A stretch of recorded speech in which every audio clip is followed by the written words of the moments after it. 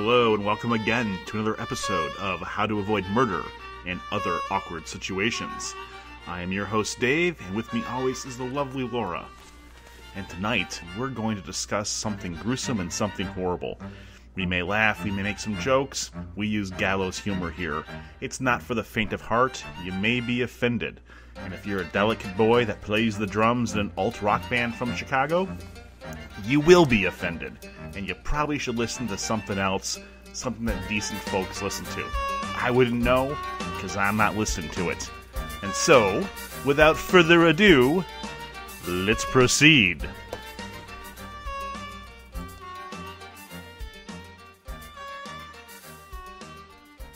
Hey there, welcome back to another rousing episode of How to Avoid Murder and Other Situations. This is Dave. Other awkward situations, not just I fucked it up. Well, good night. We hit our high and low point early on in the show, so we're just gonna cash it in right now. Oh God! And this is gonna be a rough episode because I'm actually. It's hard to find the humor in this one. Oh no, actually, it's actually hard to find the humor in all of them. Really, they're all so dark. I guess we're not here to find humor. We're here to celebrate. Or basically we're here to. No, I mean it's hard to find the light in the dark on these. Yeah. Well, when you're talking about murder, what I'm trying to say is it's a dark subject. I'm actually I don't know what I'm trying to say. Just kind of concerned about. I don't know. I don't want to rub too many people the wrong way here, but this is a fairly controversial one. I don't know if it's even controversial, but it's a delicate topic. This is going back to 2004 in the great state of Wisconsin. We're going to be looking at the actions of one Chai Vang, a Hmong immigrant to the United States, who was recently mentioned by Ann Coulter in a national column, which kind of piqued my interest in this case, which I lived near Wisconsin for a while. I knew some people that this affected in a more profound way because I lived in the area. But I kind of wanted to explore this again, and now that it's kind of on the tip of the nation's tongue, and look at a series of events that happened in Wisconsin back in 2004. The Chai Vang tree stand killings tonight. Yeah. So, Laura's presented the last few episodes, and this is going to be me kind of talking. And so relaxed. I know. Not having to do any research. Been a lot of research here, and I guess I just want to say first and foremost, I usually don't care about offending people. I like to offend people. I get off on it late at night, early in the morning, and sometimes at work. But this one's kind of weird because we have a minority, an immigrant, who's looked at as the evil outsider, and then we have a group of hunters who some people view as aggressors and rednecks. And I, after looking at all this, I think that's all bullshit. I don't think this has anything to do with anyone's nationality, and I certainly don't think the victims here deserved what happened to them. Yeah, no, I don't think the victims here provoked it in any shape, way, or form, although people are going to disagree with me, and people do disagree with me. I think what we have here is an honest-to-God sociopath, deviant criminal named Chai Vang, who happens to be a Hmong, and you have some hunters here, some guys in the woods, who, based on what I'm looking at here, acted pretty normally. And, I mean, there were some heated exchanges there, but nothing that could have predicted the outcome of, that could have predicted what would have happened here. So, backing up, though, sorry. Well, if I could just interject, though. It doesn't, please. Even if nobody's actions were at all, even if no one's actions were inspired by anybody else's race, I mean, the aftermath of it definitely, the difference in ethnicities is relevant because of people's reactions. I mean, you know what I mean? We'll never know what people were thinking, really. I mean, but it doesn't matter because it's relevant, and it's this kind of stuff is happens, and people are there's a bunch of idiots in the country who are concerned about immigrants and worried that they're in here causing committing crimes. And so even if this guy had nothing to do with ethnicity or anything like that, it's still the people, after people heard about the crime, that sparked all kinds of definitely. racial tensions. It had some do you know what I ripples in mean? the So it community. still has. And let's just back up real quick here, Okay. too. I keep saying Hmong. Now, I don't know what you know about Hmongs. It's a group of it's not really a nationality. It's a people that were in Southeast Asia and still are for a long period of time, but they're not quite a tribe, but they're not quite a country. I kind of think of them as It's almost an ethnic group within where? China? well, I mean Vietnam, Laos, Thailand, that area. So there's no country that. They're known as the free people. You know, they don't really recognize borders, and they actually share a lot of the ideals and beliefs that are, kind of, the basis for this country and, freedom of movement, enterprise, that sort of thing. But their history is interesting because back in the 60s, when we had that little war in Vietnam going on, Oh, right. the CIA recruited people, Hmongs, who were living in Laos, to fight a war against the communist aggressors there because we couldn't put our troops there. And when we pulled out of Vietnam in the 70s, it put those people in harm's ways that had helped our country. Oh, right. And Okay, we makes opened sense. up our doors and we allowed them to immigrate here pretty much across the board as refugees, and they settled in Minnesota. And it's really interesting how There's a large enclave of. well, and again, the State Department picks areas, and then that's where certain refugee groups go, and you have really strange populations all across the country in odd places where you wouldn't expect it, and it's just kind of odd how that Which could happens. be problematic if you have, say, one prevalent ethnic group and then you suddenly interject a whole new ethnic group into that area. There's sometimes culture clashes, right? I mean, There is, but it's really more interesting in my mind how there really isn't that kind of issue. I mean, like we have a large Vietnamese population in the South, which you don't hear a whole lot about. The Hmong population is assimilated quite well into the Minnesota-Wisconsin area. I mean, there's incidents. Here in Detroit, we have a gigantic Arabic population and Chaldean population, which, if you don't live in Detroit or San Diego, you probably don't know a lot about Chaldeans, but they're Iraqis who identify with the Catholic faith, and it's just one of those things where I think that my theory on racial relations is that if you jam a bunch of people together who are different, they usually get along. It's people that aren't exposed to different races and ideas and cultures that tend to hate the unknown and cause problems and fear. But anyways, the background on the Hmongs. It's Hmong. The H is silent. And I do like saying the word Hmong, and I'm probably going to be saying that a lot. I'm sure I'll make a horrible pun out of that name in the title for this episode. All right, so Chai Vang was not born in this country that I mentioned. He was born in Laos to parents that were farmers until his dad became very active in the military. His dad rose up and was, I believe, a sergeant in the secret CIA army, which wasn't much of a secret, which is why they had to leave. They moved from Thailand in the early 80s to St. Paul, Minnesota, and he got a paper route, went to high school, and oddly enough, in high school, he was actually forced into a marriage, which... Ooh, in high school? In high school. Ew. And that his parents moved to California, so I'm like, bonus, California girl. Her name was Chai Vang, which I believe is Hmong for say anything. I don't know if Xiong means anything, but it'd be nice if it did, because her name would be Say Anything. And that would Just be... like that movie that I wanted you to watch for 10 years and you never don't watched it. All right, you just outed me on the internet here. I've never seen Say Anything, and it's one of those things where, as a white person of a certain age, when I tell people that, It's really embarrassing. I get a shocked look. It's like, the drip a bit. It's like a, molesting a child kind of look. Like, you haven't seen it, and then people pursue to tell me why I should see it and why I'll like it. And at this point, it's been built up so much that, and honestly, John Cusack just kind of annoys me. Fine.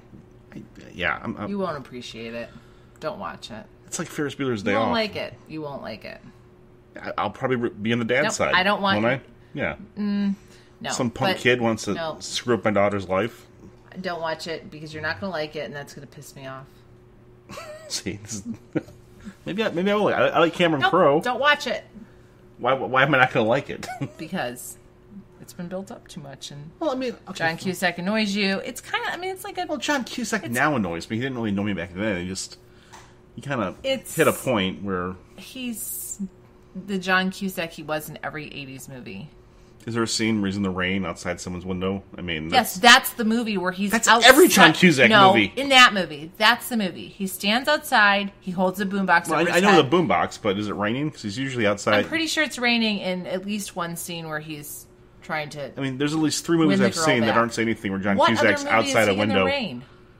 Like the top 5 movie, where he's the music store clerk. He's definitely in the rain in that He's one. in the what? You know, the one where he's with Jack Black in the music store, where he's. Oh. And then there's the one like Pushing 10. He's outside a window in that movie at some point. That. I mean, he. I think it's in the script. It's he was adorable in the 80s. I mean, I think it's in his writer for movies. There's got to be some scene where he is outside a window. He likes being outside windows. All right. So, anyways, he gets arranged to say don't call me anything young. Gets married and according to the book I read about him, as a teenager, all right. He hated that idea. It pissed him off. He was upset, and it was a really rough marriage. They didn't get along that well, and he had a girl on the side the whole time. And looks like he was like, wait, is my math off? How old was he? He was born in 1968. He got married in 1983. So he was 15. Yikes. Yeah, he was very young. Ooh. God, what 15-year-old boy wants to get married? What 15-year-old boy wants to get laid every night? Wow. Every 15-year-old boy. I feel like I'll doth protest too much. Chai. I mean, anyway, and he's a small guy too. He was like 5'4", 120 pounds, soaking wet in high school. I wonder if he got bullied. He got bullied a lot, yeah. And as a result, he had a lot of anger built up inside of him. But I guess he was no slacker with the ladies. Like, he actually did quite well, and he had a girlfriend in high school who he eventually fathered a child with secretly that nobody knew about for many years. He was married. Wow.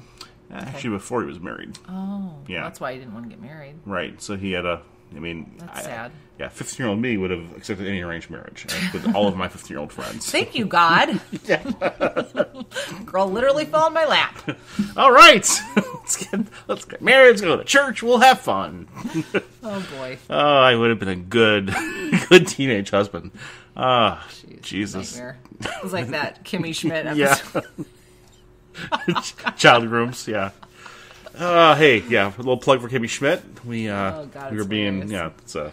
Okay, it's back on track here. Okay, so then they moved to Stockton, California. He went to Benjamin Franklin High School, and he founded the Hmong Club and became its first president. Said it wrong. What? You said the H. Hmong. I did say he went to Benjamin Franklin High School. He founded the Hmong Club and became its first president and probably only member. But he was the president of that club. Well, were there other? Okay. Oh wait. So when they first came here, they lived in Minnesota, but then they moved. Okay. Then they're in California. Got it. Yeah, I put that up. Him as they child were bride moved out there. So they were not in the large population of Hmong in Minnesota at that point. They were in California. Right. Got it. Okay. Then he went to school up there for a little bit. He got a college degree, and then he joined the Army. He joined the Army in '89, and which would be one of the National Guard. He was in the California National Guard. He got a sharpshooter badge, which sounds kind of badass, but it's actually the mid-grade level badge for shooting. Okay. So he then worked as a teacher's aide for disabled students, volunteered at a community center, became a truck driver, even though he had a college degree. He was a very, very hard worker. But, he was also a frequent womanizer. He divorced his first wife, married another wife who he abused. He was arrested for domestic violence in 2001 after pointing a gun at her. And he always had a woman on the side. By the time all the events happened in 2004, he had 10 children with 5 different women. A lot of kids to take care of. Not too shabby. And he was 36. Oh my God. Yeah. That's a lot of child support. $600 a month is what he was paying, and he'd also purchased a house and land contract. Not very much for 10 kids. Jeez. He was only for like 1 or 2, though. It was for one of his ex-wives. Oh man. He had a few run-ins with the police as well too. The domestic violence, as I mentioned, was on Christmas Eve in 2001. It involved a gun, and his wife left him at that point. That was his first wife, I'm sorry. That was Sei Zhang. Oh, God, they were married that long? Yeah, and they had 5 kids together. Oh, my God, okay. And he had 1 on the side. He remarried shortly after she left, and he then got cited in 2002 for trespassing while deer hunting, which was a big deal, because if you get cited twice for that, you have a significant ban from hunting in that state, and you can lose your rifle. So a ban, like a permanent ban? Like you can't get a hunting license, you can't hunt like for several years. if you're fined for trespassing, that must mean you're like really deliberately trespassing, not like you accidentally wandered onto someone's land, right? That must mean like you're actually there hunting on clearly not not public land. The DNR guys I know in Michigan, it has to be on land that's clearly marked, where you're there frequently, or it's... Gotcha. Yeah, I mean, there are rules that I've read about, like in Wisconsin and other places, where if there are no signs, or it's, even if it's private property, but they don't... And in the same year, he bought a house on land contract, 40 acres in the woods, mortgage $1,260 a month, and in order to pay the child support and the mortgage, he took a second job delivering trucks.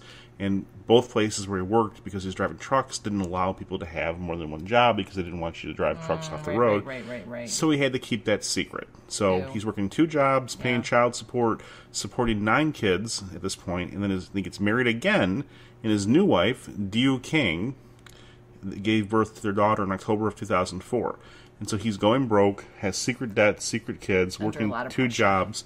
He's stressed to the max. He can't tell anyone he works with that he has 2 jobs, and it's causing his performance of both jobs to lackluster. That's what you don't want in a truck driver, someone who's truck driving double time and really tired. No. He's also a shaman on the side, too. A shaman? He was a shaman. That's a thing, apparently, amongst Hmongs. A deacon or a reverend? Well, my experience, shamans are what people who are assholes tend to use. So, I mean, yeah. You're thinking of white people who call themselves shamans. Oh, yeah, dipshits. I'd say if you're a dipshit white person, then you definitely, a shaman would be your go-to person. So, but yeah, no, as far as... Just kidding, we're very tolerant of any religion. I am tolerant of very little religion, in all honesty. So, I mean, yeah. Organized religion's generally a bad thing, but I digress. Anyway. But the shaman in Hmong culture, I don't know. I think it's probably like a minister in American culture. Right. So people decide to become shamans and hustle their neighbors for money and get free dinners out of it and bang a widow every couple of weeks. So, anyways, this guy, like most hunters, he fucking loves hunting. He looks forward to it all year. They plan it out. It's a big thing. It's refreshing. It's liberating. It's him in the woods. It's a zen-like thing. And I'm not a hunter myself. I've been hunting. I get why people love it. And the people that are super into it, man, this guy, he was super into hunting. Yeah. Looked forward to it all year. And so come November, he goes out with a hunting party of friends in the community. And again, he's well liked amongst his people, his friends. I mean, I guess we're all well liked amongst our friends, but he was kind of looked. He's a social guy. He's got a lot of friends. Looked as a leader kind of thing. And people didn't know about his many kids and his debts and things of that nature. But I mean, he went with 4 or 5 other guys, and they were out for a few days, and he wandered off one morning, and he's going through the woods, and he comes across a tree stand. He knows it's not his tree stand, but amongst the Hmong people, people without borders, they have certain attitudes about hunting where, if it's land, you can hunt in the land. I mean, the land belongs to everybody. It's a wild animal, no harm, no foul. Right. And they don't really get that. It's like, it's the wilderness. Should really belong to people. No, and in all honesty, wild animals really belong to people. And where it stops in the wilderness, though, I mean, like, the land that he went to, the people that own the land, which was owned by Terry Willers and Bob Crotto, who we're going to get into in a second here. Okay. The guys that owned the property, I mean, this was cultivated land. They had carved out trails, they had planted food on there, and they had built, tree stands to hunt deer in. I mean, it had one purpose. And the owners of the property were on the property, and they had a cabin, and they were, sleeping in that morning, I guess. And anyways, Chai crawls up to the tree stand. He's there looking for deer at about 11:15, 11:30 in the morning on November 21st. 2004, shortly before Thanksgiving. Yeah. Okay? So, one of the owners of the property, a guy named Terry Willers, is out kind of by himself, and he sees this guy in the tree stand. Okay. And Chai is wearing an orange camel shirt, or not orange camel, an orange vest. Right. Which hunters typically wear so they don't get shot. Yeah. And he's wearing a ski mask because it's cold. Nothing unusual, but he doesn't recognize the guy, and he kind of calls out, hey, and, Chai doesn't really answer, pretends he can't hear him or something. So Terry Willers radios back to the cabin and says, hey, we got a mud duck up here in the tree stand, I think. Or is this one of you guys? Calls back to the cabin where his party is to see if anyone was in the tree stand.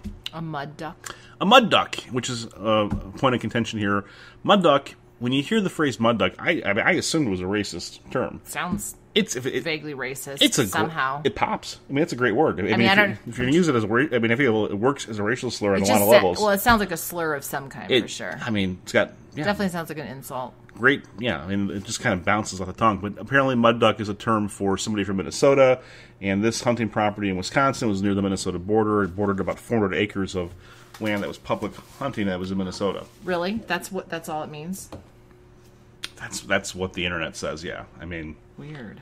Anyways, but at this point, he had no idea that he was Asian or Hmong or... Because he was wearing an orange vest and a ski mask. He thought it was somebody maybe in his party, and that's why he ran back to see if it was anyone there. They all said, no, we're all here. So he's like, well, I got a tree rat here. And so he calls up to him and says, hey, you get out of here. It's private property. And, Chai climbs down, and they have a brief conversation. Terry Willers is like in his mid-40s. Chai's about 36. And Terry just tells him, hey, man, look, this is private property. You got to go somewhere else.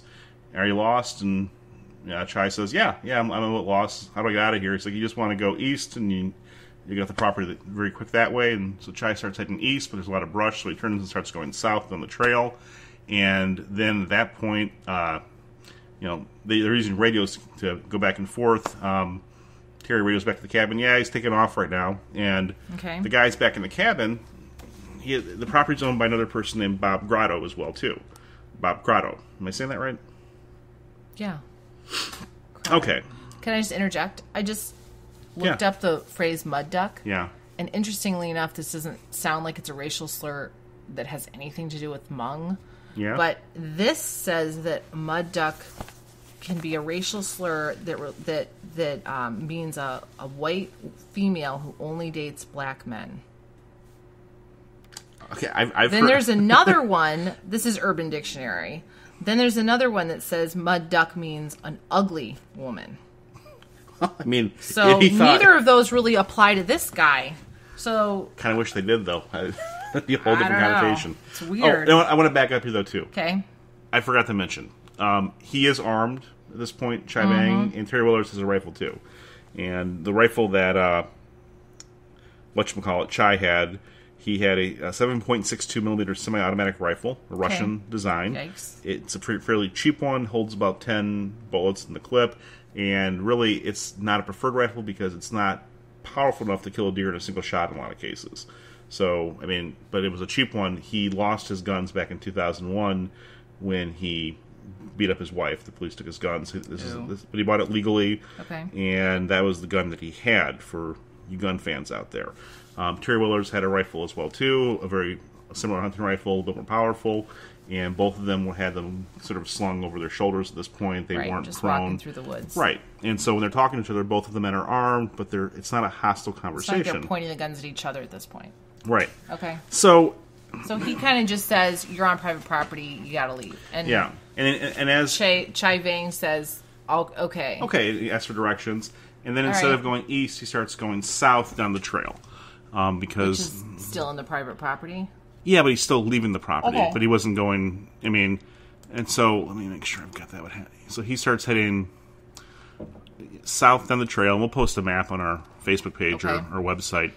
And Terry Willers is following him from a distance, making sure he leaves. He's like 20 to 100 yards behind him.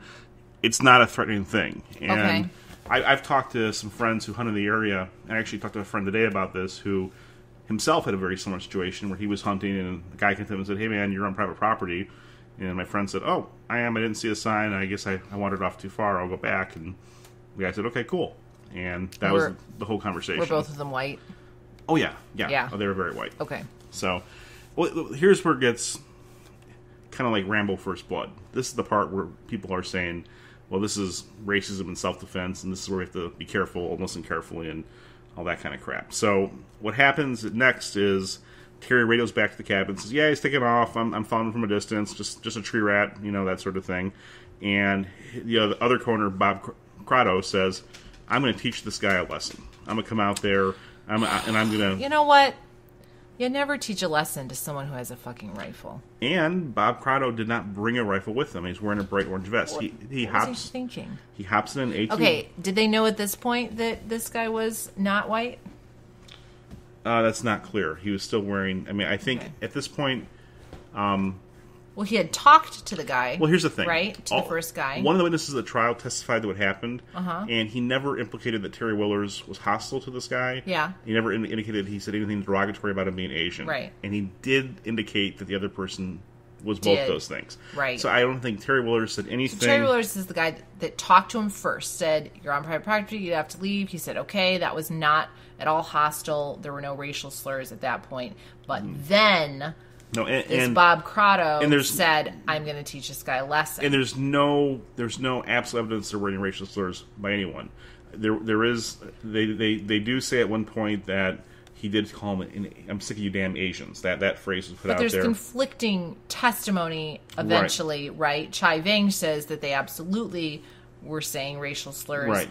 And the living witnesses said that there weren't? Or they weren't.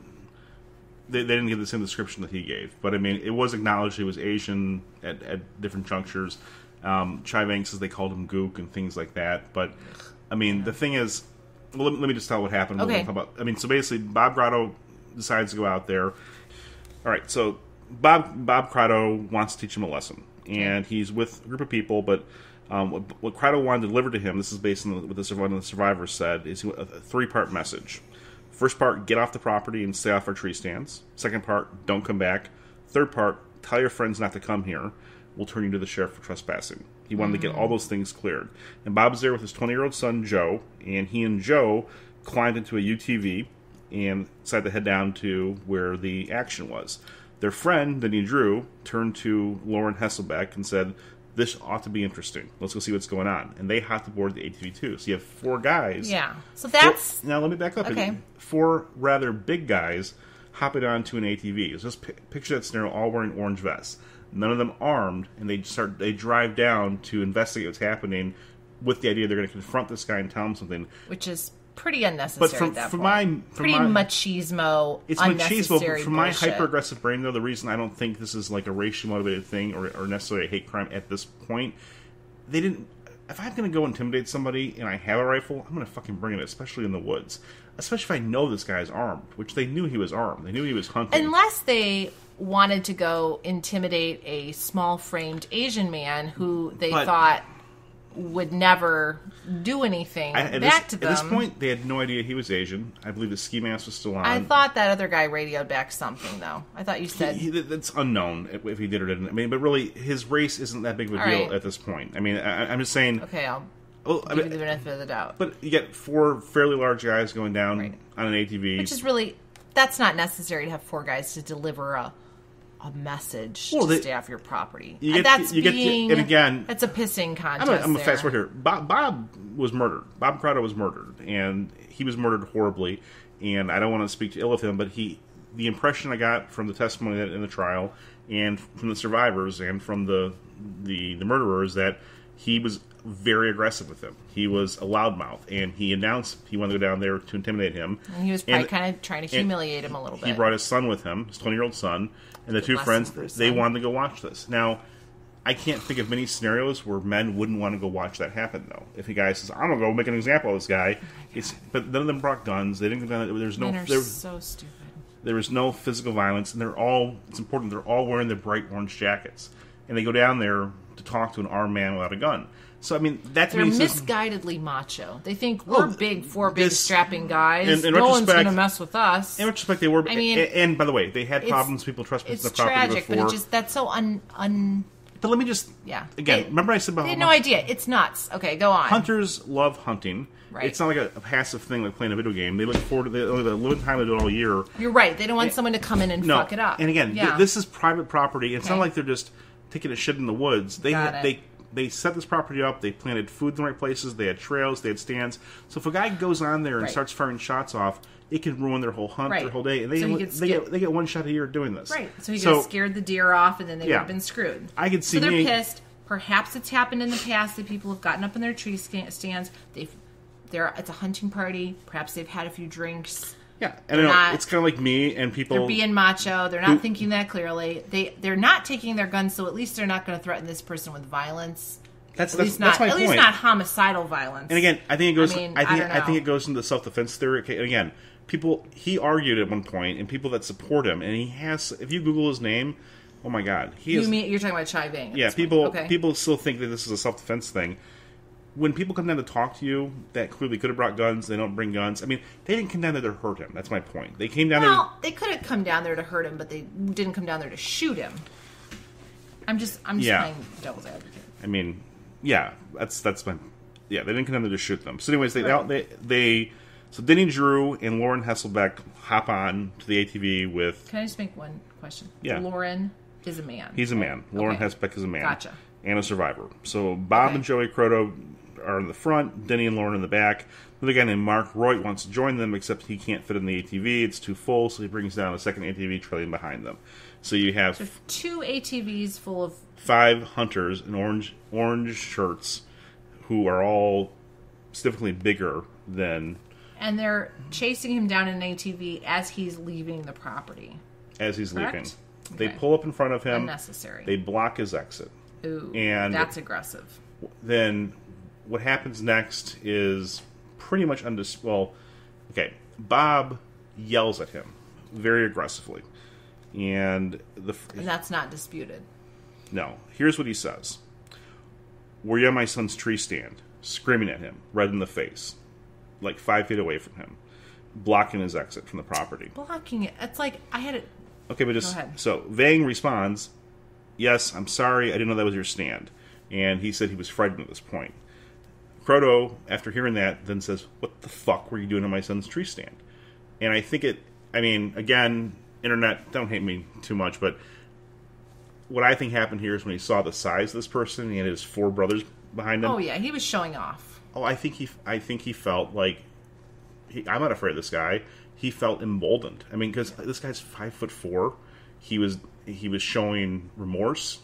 He was being humble, and I mean that's bullying kind of behavior. You know you're bigger than someone. You're going to show off for your friends by intimidating them. I mean, I don't want to speak ill of the dead, but it's bullying. It's a bullying behavior. Tree stands don't just grow on trees. Do you think that fucker grew there by itself? He yells at him. What direction did you come from? And then at this point, Vang's just pointing to places where he came from. And he says, do you know you have to cross 400 acres of private land to get here? And Vang says, I didn't see any trespassing signs. And Croto just blows up because he had a trespass. They had a trespasser problem before, I guess, that fucked up their hunt. He says, I don't have to put any more signs up. And that's where Vang claims he started calling him a fucking chink and things like that. And but he's just saying fuck this and fuck that and screaming at him in the woods and just not showing any respect. And then his son, who's 20 years old, rides around the ATV and he turns around and blocks his path from leaving, and they're demanding to see his driver's license so they can get, because he wants to turn him to the sheriff. And so at this point, Vang is trying to get out of there because he knows he already has he's got one fine so before, and he'd be banned from hunting for a long time. It would be a bad deal for him. So now he's trying to leave, and the 20-year-old is blocking his path, and the 20-year-old is saying things like, "Did you just give me the finger, man?"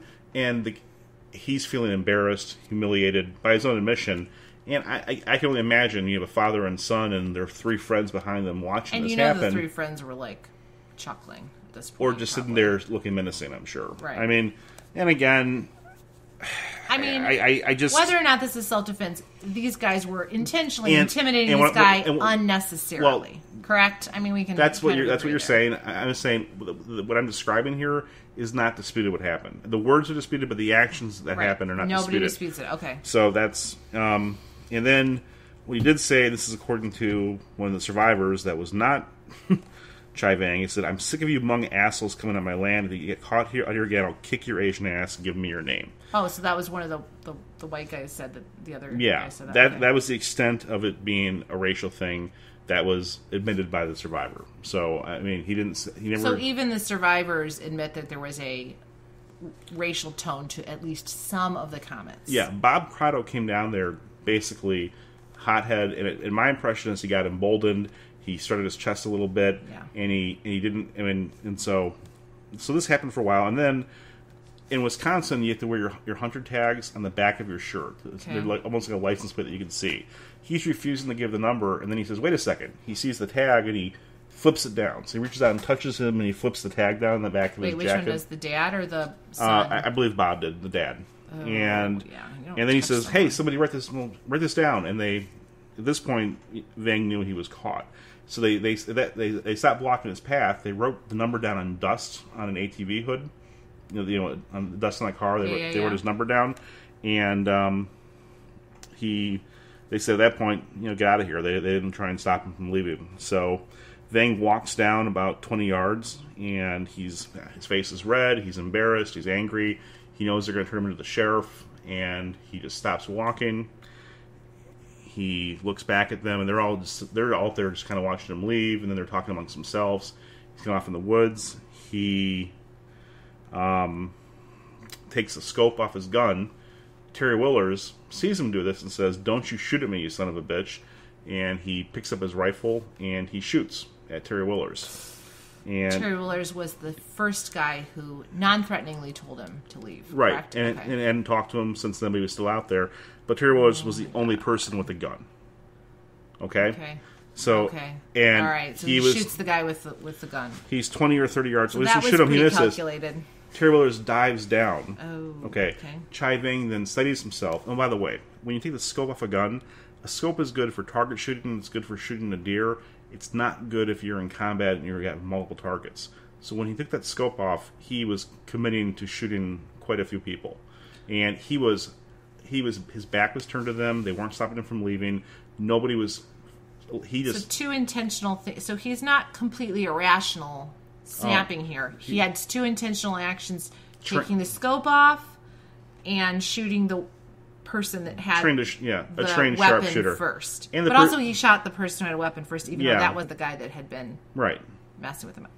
Yeah. Okay. I mean, if he, in my opinion, if he had truly lost his temper, he just started blindly shooting everyone. And also, these guys were, none of these guys were lucky, but he routinely carried a handgun with him when he hunted, up to the point that the police took it away from him in 2001. Oh, man. And he carried a handgun, he said, in case he came across any hunters that were aggressive with him. So perhaps this had happened. I mean, the Hmong didn't really respect private property. That's the thing. And the hunters that own the private property seem to have some confrontations with them, and whatever happened before this. But perhaps Chai Vang had some bad interactions with people also if he'd been carrying a handgun with him. Yeah, well, and again, the Hmong's reputation is they tended to overhunt. Like, he got busted for fishing at one point, where they cited him for catching 93 fish over the limit. In reality, he had caught 250 fish over the limit. Oh, my God. I mean, but he brought his whole family out there, and they didn't have licenses and things like that. This is the kind of thing that... So there's a culture clash here where in that culture they sort of believe it's all nature and who are why are there limits and after this incident here, I think it's hard to really gauge what happened between the Hmongs and the white people that own the property throughout the years, but things got a bit worse after this for obvious reasons. So anyways, Terry Willers says, "Don't shoot at me, you son of a bitch," and he shoots at him anyways. I mean, that's going to stop him. And Terry Willers dives down to the ground. Forensics never found any evidence that Terry Willers fired a shot at him. In the trial, Chai Vang claimed that Terry Willers fired at him first after he left, which doesn't seem even remotely plausible. So they've never found any forensic evidence to support no that. Shells, and the chaos that followed, I highly doubt anyone's going to pick up. But even if he did shoot first, it would have been, well, let me tell you what happens after that. So Willers, Willers is on the ground. Vang then steadies himself while Willers is on the ground, takes a second shot. And remember, this is a semi-automatic rifle. It has 10 shots in it that you can fire without having to reload. Okay. That shot hits him while Terry is on the ground, goes right through his shoulder and into his chest. It's not a fatal wound, not a mortal wound, but he thought he got him in the head, and he thought he was dead. And then Willers stayed down after that. Smart. Well, and I think he also went into a little bit of shock. And again, all of these people here, no one thought this was going to happen. No, I'm sure they didn't. I think if these guys were the true evil rednecks that people want to paint them as, there'd be a gun on him the entire time. They would have had their guns pointed at him, and no, they were just big bullies, and they were just. I don't think they were all big bullies. Well, they were being obnoxious. Okay, at the very least, they were being obnoxious, probably kind of racist. They did not deserve to die. I'm not sure they were being racist at this point either. At least one of them was being. I mean, okay, kind of. Yeah, I mean, there were 6 guys. Some of them were being jerks. Can we say that? Is that a fair? I think Bob Croto handled the situation. Croto probably handled the situation in a way that where he became very emboldened and loud and purposely intimidating. And he enraged this guy. A guy that was a guy who was sociopath, ticking time already bomb. Prone to violence, as noted by the domestic violence. Yeah. And was probably at a max stress level from his jobs and kids and everything. Yeah. Yeah, you don't ever know what... Yeah. you don't ever want to mess with any strangers, no matter what they seem like, because you just don't know. You don't know who's... Right. Now, Terry Willers was about 80 feet away from him when this shot happened. Okay. So after that, Vang then turns to where the ATVs are. Remember, we had Mark Roy down there, Bob Crotto, Joe Crotto, and Drews were all on the ATVs. He fires one shot at Mark Roy, hits him in the head. Mark drops down dead. Ooh, just like that. Jesus. At this point, they realized... And Mark Roy was a guy who had just ridden the ATV over the second there and ATV. been standing there. Yeah, he wasn't... Yeah, because we had another one. You had Lauren, you had Drews, you had the Crotto father and son. Okay. You had 4 on ATV, and then you had Roy on an ATV by himself. Are you calling him Drews? Is his name Drew? Or his name Drews? I'm calling him Drews. But why? Is that his last name or his first name? Because I was good friends with the guy that I called Drews, and it's just sticking in my head. But I just... What you say? Danny Drew. Okay, so Drew is his last name. Okay, yeah. Sorry. I mean, I just add an S to it. It's like gotcha. Kroger's or Myers or Ford's or something. No, I just... Killing me here. I'm looking at your... Got my little diagram here. Yeah. So, okay. So, Royd's dead. At this point, the rest of the crowd, the hunters, they scattered like rats. I mean, that's how on this fight. They ran in all different directions. Panicked. Drew was looking for cover at this point. He looking around, wearing an orange vest, tries to go behind an ATV, and Vang shoots him straight through the stomach. Gut shot. Bullet goes through his stomach, out his back. He falls to the ground. It's a mortal wound. And Drews did not... If you know anything about getting shot in the gut, it's not a fun way to die. No, you bleed out. And you bleed out, and it's very hard to treat. And even if you get to the hospital, it's very hard to... It's hard to stop that bleeding. Yeah. Yeah. Then, Lauren Hesselbeck, who did survive, was running around an SUV, ducking for cover. Like, Vang was close to him, chasing him, and he did get a shot off at him, and Hesselbeck kind of played possum. He fell down, and Hesselbeck, who was a big witness of the trial, played a big role in saving people's lives later, but he stayed down when that happened. Okay. When he was hurt too, but I mean it was not a mortal wound, but he stayed very still. At this point, Bob Croto was running as far east as he could, and Vang chased him. I mean, he ran after him, and Croto's radioing back to the cabin at this point. There had like these two-way radios telling them to come down, bring guns.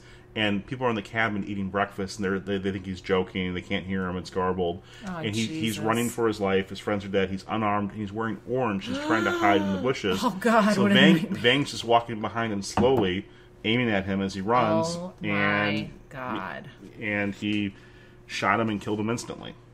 And he died face down in a thicket bush. Jeez. It's a horrible way to die. And he was, again, this isn't like, this guy did lose his temper, but this is not, none of this had to happen. Willers then kind of like, so he's chasing He's Bob. the first one shot, right? Yeah. And Willers at this point is almost 400 yards. Bob ran the opposite direction. Gotcha. So he's far way down. He grabs a radio and he radios the cabin and says that he's been shot as well, too. Hesselbeck had passed out from his wound. He wakes up now, and Drew is next to him, and he basically says, "I've been gut shot," to Hesselbeck. Flip me over on my back. 'Cause he's lying there on his stomach, and bleeding out into the ground. Right. Oh, Jesus. And Drew at that point said, "I'm not going to make it." Oh my God. And he's kind of panicking. Cheng at this point, though, after killing Bob, sees that Joey had started running. Wait a minute. What?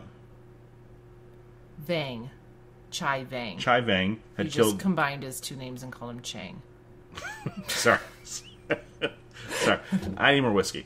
Chai Vang, at this point, he After killing Bob Croto, turns his attention to Joey, who was running down the road. Joe Croto, the 20-year-old son. Oh, God. Joe's running north, and at 200 yards in an orange vest, he steadies himself, fires a shot, and gets him right in the back. He doesn't kill him. He then walks up to Joe, up the road, who's now crawling on his back and screaming, and shoots him 2 more times. Oh, no, I'm sorry. He didn't shoot him 2 more times. He reloaded. At that point, he had fired 10 rounds, so he reloads. And he walks up, shoots twice, misses once, and then comes back and shoots him 2 more times in the back, sending over him. So I think it's safe to say at this point that racial slurs or not, this guy, he went overboard. He went completely nuts on these people. No, this was like... I mean, he literally hunted them. They were unarmed. They were wearing orange. He shooted them. He's chased them through the woods in different directions at 200 yards. And again, I feel like this is the catchphrase for the show, but it gets worse. It gets a lot worse. I mean, and this is pretty fucking horrible. That would be a good name for a podcast. Yeah. But wait, it gets worse. Yeah. Vang, at this point, after shooting a screaming 20-year-old kid... Yeah, there's really, like, no excuse to kill people this cold-bloodedly unless they had, like, murdered your whole family. Or they really mean to in elementary school. See?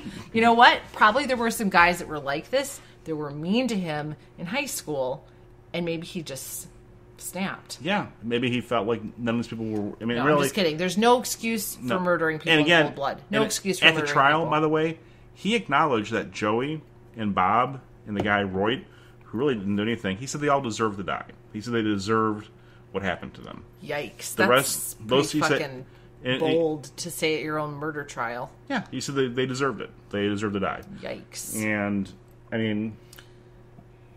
He's in prison for life, I'm assuming. You can get to that later. Sorry. He's going to die in prison, yes. So, at this point, Vang, going into full fucking Rambo mode, takes off all of his reflective gear, his orange vest. Oh, great. He's wearing full camo underneath it, too, and he basically becomes invisible. And what I mentioned earlier, his dad was in the Special Forces in Laos and Vietnam. He's a trained military guy. He literally could not be seen right out in the woods. He blended into the woods, and he did not leave the scene. People assumed he left. Right. So you would think if he was actually scared, he would have ran away, but instead he started hunting people down and then hid, waiting for more people to come. He wanted to live to hunt another day. He was going, remember I mentioned he dropped the scope? He was going back where the scope was. Well, plus they wrote his number down in the... His number was written in dirt on the ATV, but he didn't, I mean, I don't think he even knew that. He just knew that they had said it out loud. He wanted to kill everybody there that knew the number, and he wanted to go back and get the scope he had dropped because his fingerprints were on it. Jesus Christ. So he goes back to where he dropped the scope. And at this point, another ATV comes down. The people they had radioed were coming down to help people.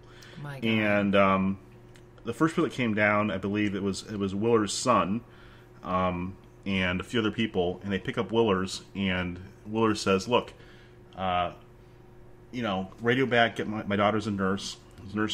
And tell her to come down here. We got to help Drew." And I think they called him Drews. That's the thing. It's like a last name, but like people call me or whatever you want to say. Edit that out. Right, because I don't have a last name. All right. Okay. So he then Vang is watching all this in the woods, and he thinks when he sees three people come down, he assumed they were all armed. Only one of them had a gun. He thought if I shoot one of them, they're probably going to get me. And they were new to the scene, so he didn't do anything. He waited for them to leave, and he keeps looking for the scope. And then, this is where it gets really fucking horrible, Jessica Willers and Alan Lasky, they're up at the cabin. They were, I forget what Lasky's relation was, but basically, he was driving a smaller ATV, and Jessica, who's an emergency room nurse, and she goes down there, she sees her father as he's being brought back to the house. He's like, "I'll be okay," even though he's shot, but you gotta go down there and you gotta help out Drew.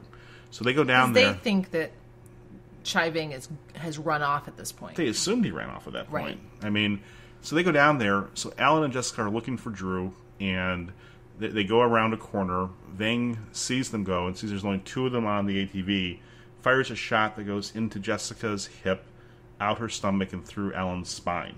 Knocks them both off the ATV, doesn't kill them. Walks over, shoots Alan in the head, shoots Jessica in the head. Oh my god! And then he keeps hearing the You radio. got to be a cold-blooded psycho to just walk up and shoot people. Yeah. Headshot. Well, again, he shot. My god. Shot 8 people, 7 of whom were unarmed.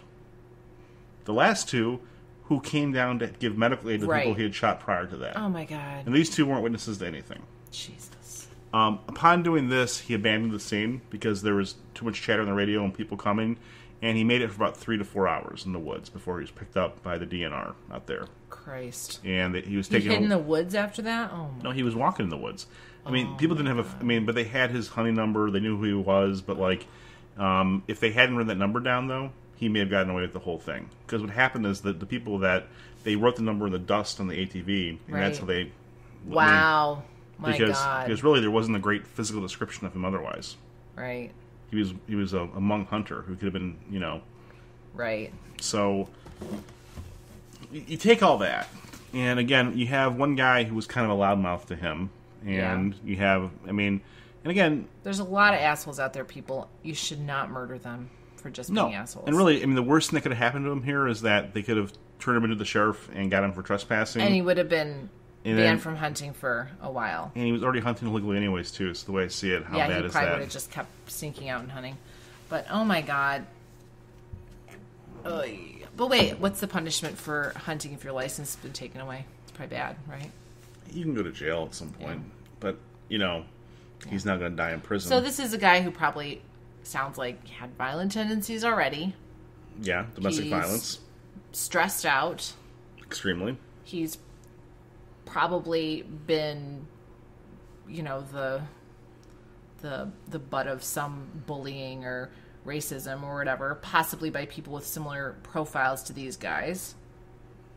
So he's got a lot of and we're assuming a lot there. Buried. But I'm saying possibly. I'm just saying what could be all the possible components that could have driven this guy to this. He was stressed out. Or this guy's just a complete psycho. He had to be a complete psycho. He was. There's no amount of. He was embarrassed and humiliated, and he was extremely stressed out, and he was going broke. He had a house he couldn't afford. He was working 2 jobs. It's like the movie Falling Down. He had 2 truck driving jobs. I don't really remember that movie. I just remember the guy that was stressed out.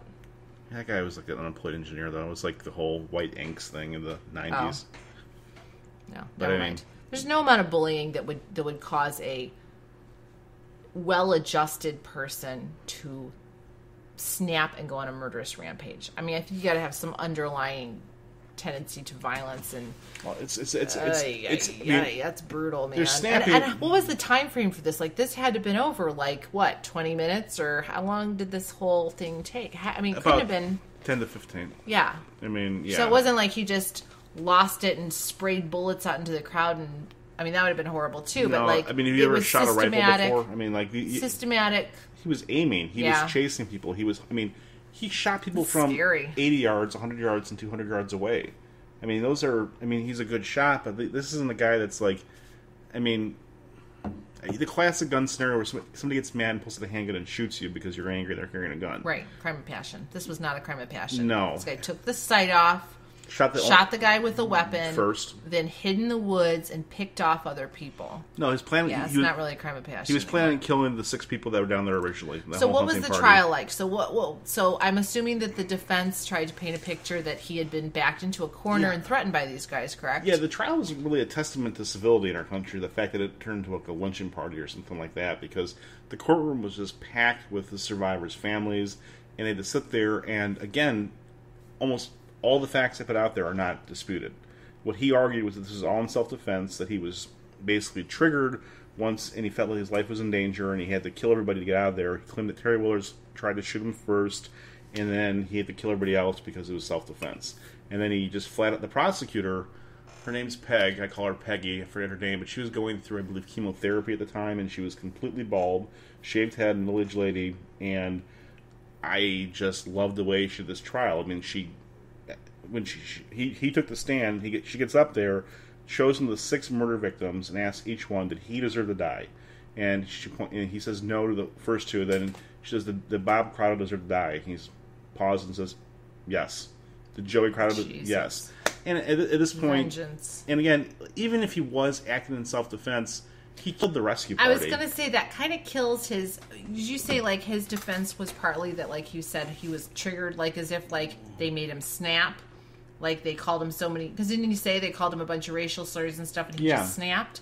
Well, then if you just snapped, you'd be expected to have, like, some remorse about it later, right? But he was just like, nope, those guys deserve to die. Admit I went overboard and killed these other people, but those two guys deserve to die. Maybe they're arguing manslaughter instead of first-degree murder. I mean, maybe he was hoping to get like 2 or 3 convictions. I mean, like, he basically confessed to the murder of 3 innocent people and said it was self-defense for the other 3. Wow.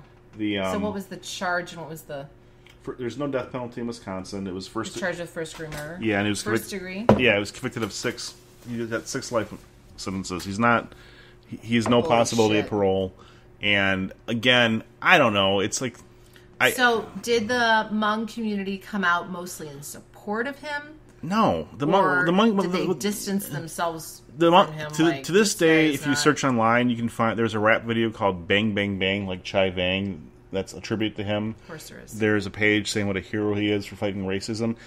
People are fucking idiots. Guys, you can't fight racism by just cold-blooded. And again, let's just get into like a whole thing here. People might call it white privilege. I call it just I don't know. Here's one thing white people are good at: not owning the worst white people out there.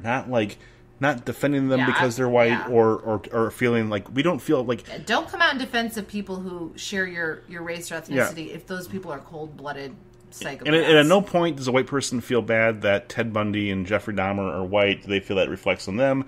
And again, some people might call that white privilege, but like the Hmong community for a while was trying to defend this, and then some horrible fucking things happened to the Hmong after this. There was a murder of a Hmong person in the woods by a hunter, by a straight up fucking redneck.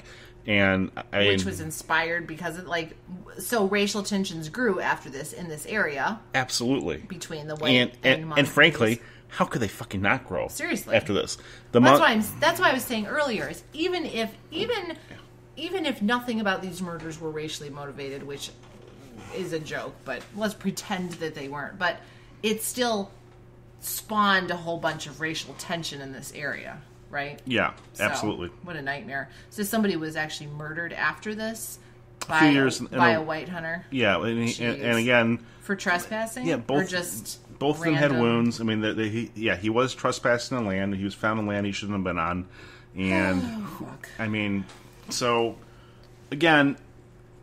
But this had a big effect on people that hunted in general. This is a nightmare situation. Seriously. In the area. And I know a lot of... I mean... if you live in the Wisconsin area, people are going to have an opinion about this, and that's why I don't want to... I don't know. I mean, I don't want to blame the victims here for anything that happened. I mean, what happened. I don't... Well, I think that one lesson that you can take away from this, though, is, do not try to intimidate someone with a weapon.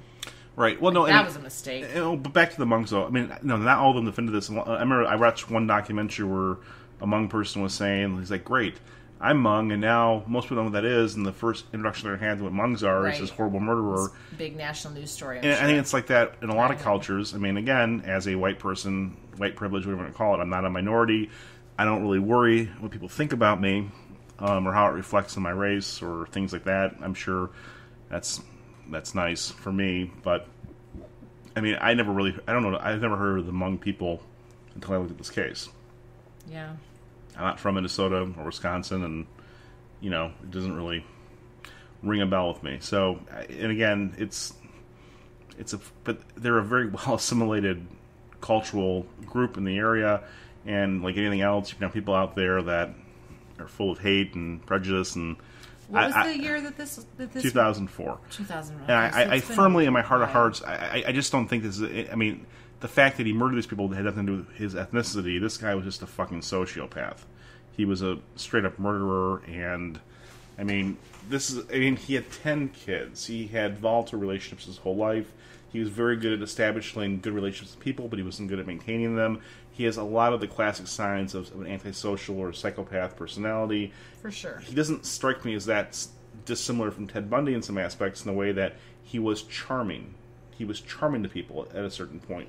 He could manipulate his way into situations, but there was always a dark undercurrent there too, but not quite as dark as Ted Bundy, obviously, but he just Jesus. no. But I'm just saying, Right. But I still think it's you can't separate race out from this case. I don't think this none of this would have happened if these guys had all been the same ethnic. Well, I'm saying maybe background. culturally he felt it wasn't a big deal to hunt and Celsius tree stand, and There was then clearly a culture clash here. clearly Culture played a big part in this. I mean, yeah. but I see what you're saying is that not that didn't cause a normal person to snap. This guy was already prone to Right. And again, I mean, violence. the whole, chest puffing, macho posturing thing of, I don't know. No, Toxic masculinity I guess. I mean, that's, if you want to call it that. But ruins the party again.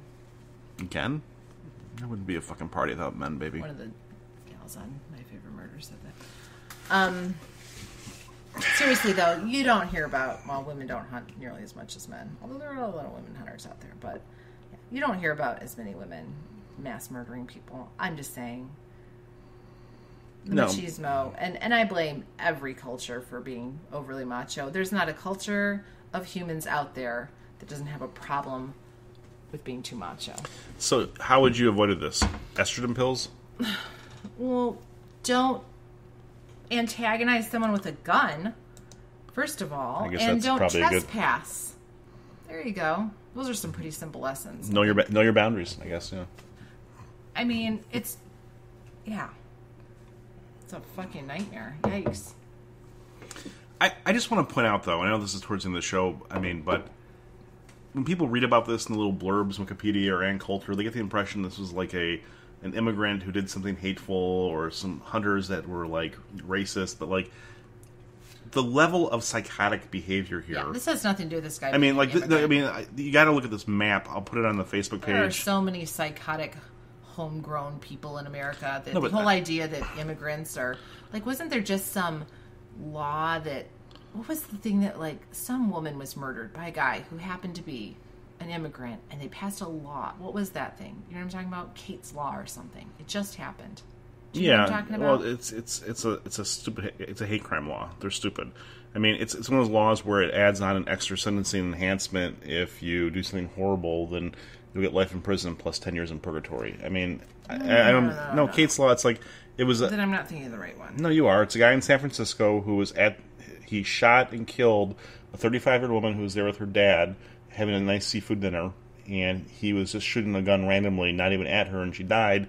And he had previously been deported from this country, I think on 2 different occasions, possibly 3, and he had no business being here.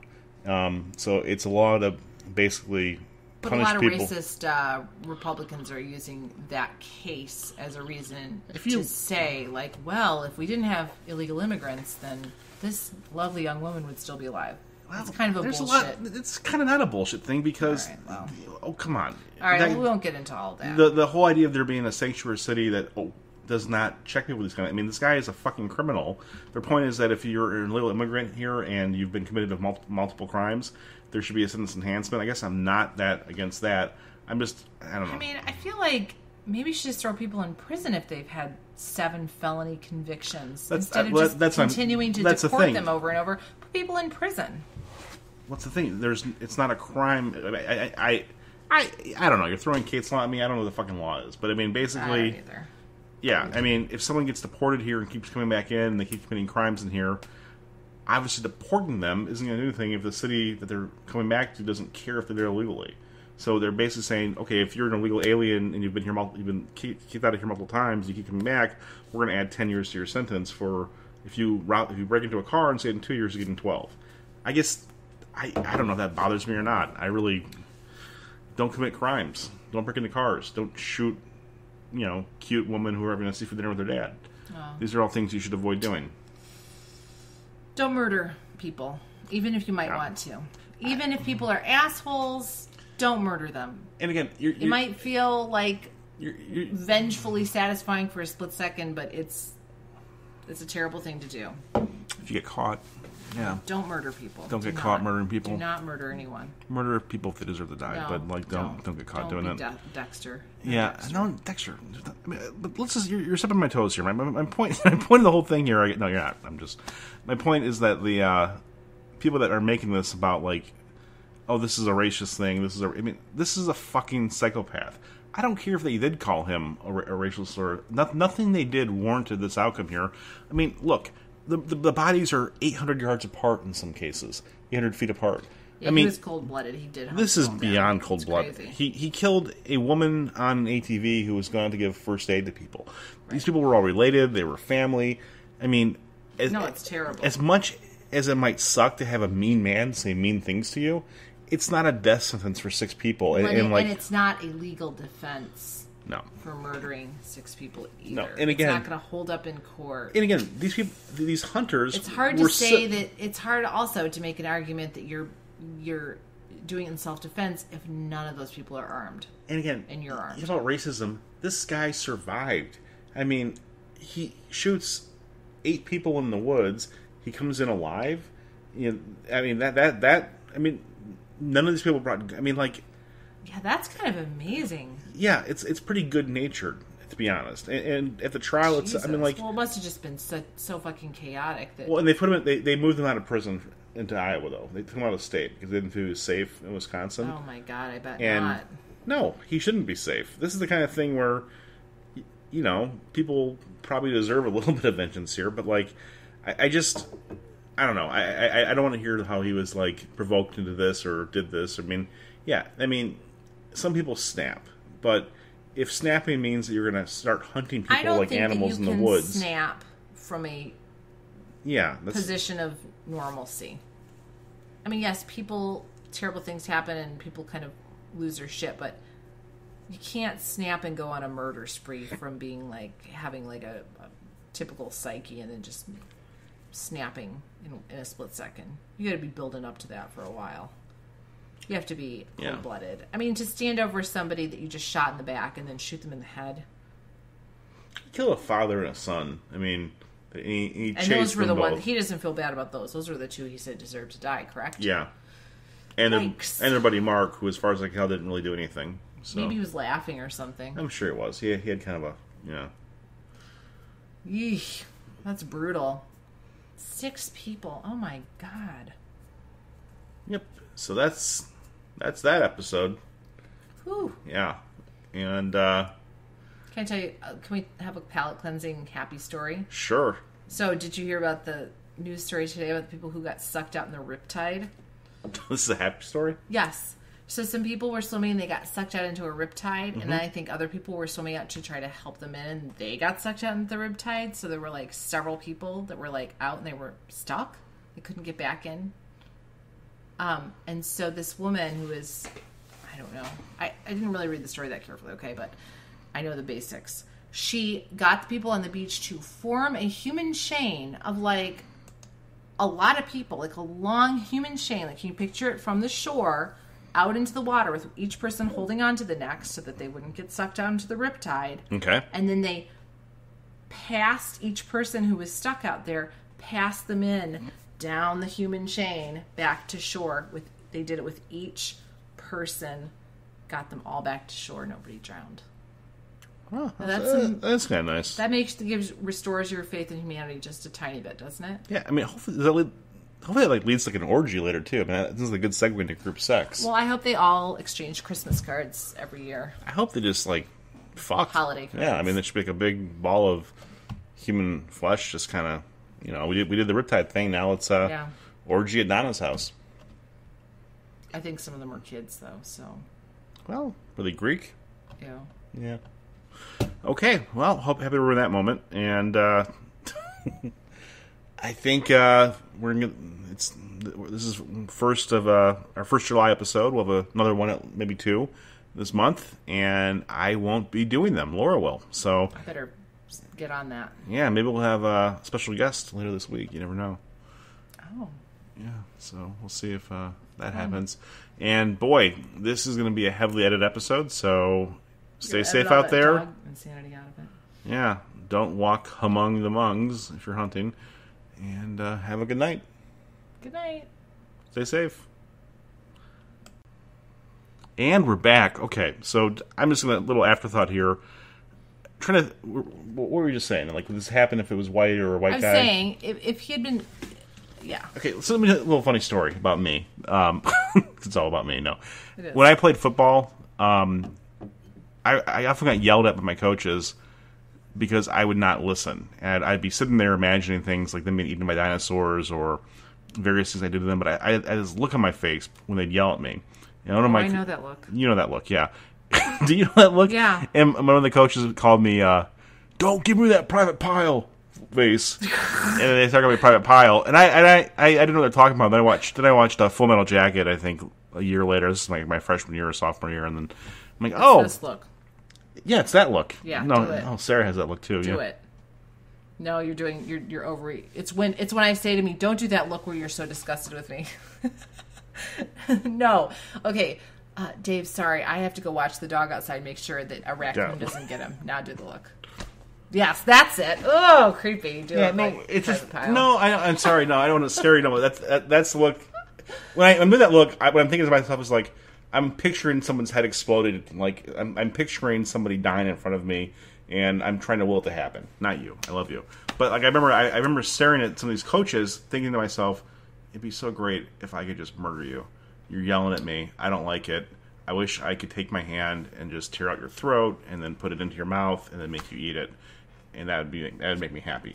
But I only can imagine if I was in a situation and I had a gun and I had some guy yelling at me with and his 5 friends other guys watching. standing around. And again, I feel like the show is screaming. becoming a recorded testimony of my psychoticness. But yeah, I could see myself snapping into shit in them. I mean, seriously. You wouldn't, though. See, and that's the thing. Hey, That's the wouldn't I? thing. You would have probably imagined it for the rest of your life, but I don't think you would have actually walked around and picked them all off. And that's the difference between you and this guy. And that was your whole. But Dave, that was your whole point. Your point was even having someone standing and screaming racial slurs at you doesn't make most people go on a murderous rampage. This guy was being psycho. Right. He wasn't just being bullied. People who are just bullied don't usually snap. They may want to murder everyone, but they usually don't unless they kind of already were crazy, is what you were saying. But it's my buddy. Now you have a private pile look in your face because you're thinking about somebody who was mean to you. Get over yourself. Jesus. Private pile, you. As my buddy Ryan said earlier today when I talked to him, he's a hunter and a white guy. He got caught walking on property, or not caught, he's walking on property, and some guy comes up to him and says, "Hey, look, this is private property. You gotta get off here." And he's like, "Yeah, I didn't argue with him. He had a gun. I mean, I had a gun, but I don't want to get in an argument with some guy in the woods with a gun. I just want to de-escalate it and walk away." And if that guy I mean, yeah, so... On the other hand, that guy probably didn't scream in his face and call him things and try to intimidate him. Right. So... Yeah. It's... yeah. No, that's my afterthought. So, all right, let's go to bed. All right, private pile. Yeah. Thank you once again for listening to How to Avoid Murder and Other Awkward Situations.